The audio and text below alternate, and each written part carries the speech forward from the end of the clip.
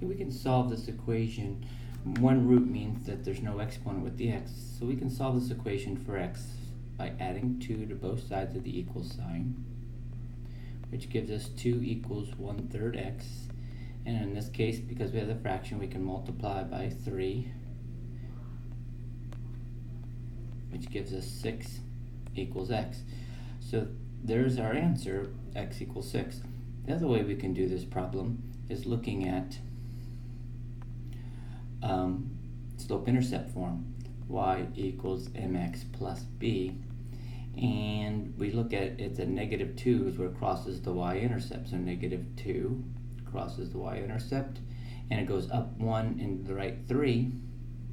And if we connect those lines, it's the same thing as if we go 1, 2, 3, 4, 5, 6, where it crosses the x-axis is 6. And so the solution is what, x equals 6. Basically, our solution is where a line will cross the x-axis. So we can make a point and draw a line through it and connect it, or we can solve the solution. Sometimes we have special ones that have no solutions, because if we have a graph that doesn't cross the x-axis, we don't have a solution. So let's see what it looks like when we solve this. So if I subtract my 3x from both sides, I get 7 equals 1. And since these numbers don't equal each other, we have what's called no solution. Well, a graph representation of no solution is when it doesn't cross the x-axis.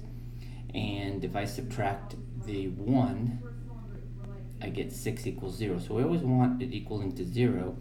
And so this ends up being our graph at the 6. So 1, 2, 3, so I count 1, 2, 3, 4, 6.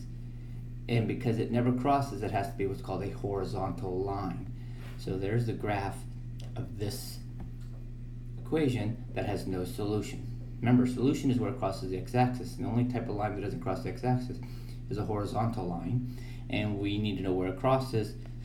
And that crosses at the 6, because that's when our value is equal to 0.